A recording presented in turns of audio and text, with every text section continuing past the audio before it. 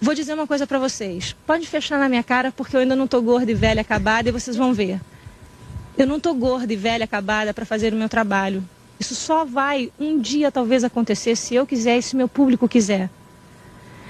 E outra coisa mais que eu gostaria de dizer para todos vocês que sentam o popozão para escrever alguma coisa, vocês não têm o direito, vocês não são deuses, um direito de querer destruir a carreira de alguém que fez em cima de muito trabalho e de muito respeito. Vocês podem falar o que quiser de mim, mas eu nunca desrespeitei vocês.